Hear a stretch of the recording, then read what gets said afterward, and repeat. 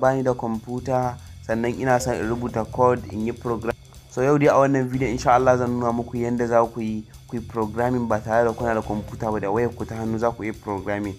Assalamu alaikum warahmatullahi ta'ala wabarakatuh. Yau barkan mu sake saduwa a wani sabon video namu. A yau insha Allah video namu yana da matuƙar muhimmanci inda zan nuna muku yanda mutum zai yi programming da wayarsa, ya rubuta code kamar na Python sannan ya running ɗinsa da wayarsa duk ba tare da ya sha wahala ba kuma ba tare da ya ci data ba. Amma kafin na yin ina da ku da ku danna mana subscribe a wannan channel ɗin tamu, sannan ku danna mana like a wannan video namu domin yana ƙara mana ƙarfin gwiwa da zamu ƙara kawo muku wasu videos masu ma'ana. Sai dai kamar duka gani dai za mu yi amfani da wani application ne da ake kiran shi a Pydroid. So kun gan shi nan gashi nan, so Pydroid 3 sunan shi, kaman Python 3 kenan na kwamfuta, shi kuma na Android phone Pydroid 3 yake da shi. Zaka je ka rubuta wato ainihin Pydroid 3 a Play Store ɗinka, sannan za ka installing wannan application din. So da ka installing wannan application din zaka zo ka bude shi ne kaman haka. Yau ke yin gashi na bude shi yadda ku ga haka fuskansa haka zai fito muku da shi. Wannan application din ba zai tambaye ka ko kai login in ba ko kai wani irin abubuwa dai haka irin makamancin haka. So kamar yadda kuke gashi nan dai haka ya bude muku kaman wannan wato ainihin Python coda ce haka. So in ka yi nan haka ka dana nan gurin haka, zaka zo nan gurin gashi nan abubuwa dai kala-kala, settings ɗinsa nan ga irin abubuwa ne kala-kala dai haka, ga interpreters nan, ga terminals nan, irin dai wa'annan abubuwan kala-kala dai ga suna a nan gurin. So yanzu idan mutum yana son ya rubuta kaman code haka, yanzu a samu misali zan yi kaman printing suna ne haka. Yanzu idan na ce kawai print, kamar na ce print haka yanda dai wannan yake, na bashi bracket haka sannan na yi kama haka, sai na ce print kamar sa suna na haka ko sunan channel din print browser ad. Kaga yanzu ne execute din shi, kaga yin print in browser ad yanzu a terminal ina, kaga yayi haka cikin sauki yanzu ba tare da ka sha waya ba. Gashi nan yana da sauri, sannan ba zai ci maka space din waya ba, sannan kuma duk abin da kake akan cloud yake tsayawa, baya zama kan wayanka bari ya cinye maka storage in waya, ko kuma ka ce code zai cinye maka storage in waya. Kun ga yadda wannan application in yake dai kamar yanzu kai printing haka, ba rubuta wani code mai yawa ba, amma zan je in yi copying wani code da na taba rubutawa na wani video wanda nuna muku yadda mutum zai tura sako a cikin sauki ba tare da ya biya komai ba. Zai tura sako ta wayansa daga wannan wayan zuwa wannan wayan. Kaga tunda yanzu zaka iya amfani da Python a cikin wayarka, kaga zaka iya rubuta wannan sakon sannan ka tura shi ta wayanka ba tare da kana da kwamfuta ba. Amma kafin nan za mu ƙara shigowa nan gurin kamar haka, sannan za mu zo inda aka rubuta pip ɗin nan haka. Mun san me amfani pip ɗin nan, zaka iya zuwa ka installing wasu libraries haka. Duk wani library kuma da kai installing zai zauna ne akan cloud, ba zai zauna ma akan waya ba bari ya cinye maka space. Sannan zaka zo nan kamar sacin library. So a wancan dai video da ne dai mun yi sacin wani library da ake kiran shi Twilio in ba ku manta ba.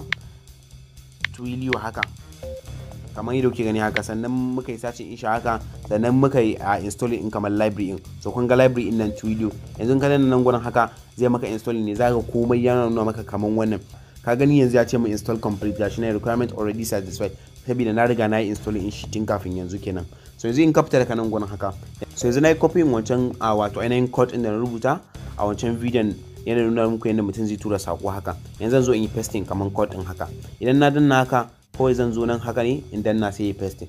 So yanzu kaga wannan shine code din na wancan bidiyon wanda na rubuta na nuna muku yadda mutum zai tura sako haka. Duk gashi nan from twilio.rest import client, gashi nan irin da kamar da dai in mutum ya koma wancan bidiyon da zai ga yadda ne bayani dai akan yadda na rubuta wannan code din, sannan zai ga yadda muka je a Twilio website din, sannan muka creating account irin da wannan abubuwan dai mutum zai gani haka.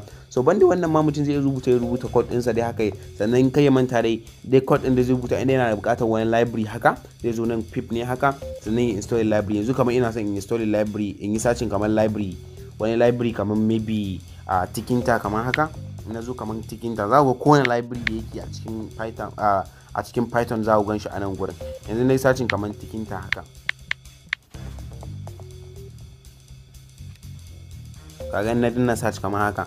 So za ku ga gashi tikinta ya fito, ga irin tikinta app, ga tikinta pp, gashi dai duk za ku ga duk wa'annan libraries ne haka da yawa. Nan ka shigo libraries in kana neman wasu haka, za ka yi ta tafiya ne, kai ta tafiya, ga san duk wa'annan libraries ne haka za ka yi installing din su. So kai mutum da ya manta da ya shiga wannan pip din domin ya install library inda zai installing. So yanzu kamar yadda kuke gani ne, zan yi running wannan code din domin ku ga ya output din namu zai zo. Za su turo mana message din a cikin wannan wayan ko kuma dole sai ta computer sannan za a turo. Yanzu ka ga kamar nan alamar nan wannan ta triangle din kamar wancan dai na computer, shi ma zaka danna shi ne kamar haka. So ya bude terminal kamar haka. So yanzu kaga ya sa maka program finished. So alamun kenan za su turo message din yanzu kenan. So yanzu za mu jira message din mu ga zai shigo ko kuma ba zai shigo ba. So kaga yanzu ina wannan bidiyon gashi nan message din ya shigo, yanzu in muka danna shi kamar haka, So kun gani sun ce mana sent from Twilo trial account. Hello viewers, please like and like this video and don't forget to subscribe to this channel. So kun ga yanzu kenan yanzu mu kuma nan gurin haka. Yanzu gashi a nan gurin in ka duba ga body in message din da muka turo gashi nan, hello viewers, please like this video and don't forget to subscribe to this channel.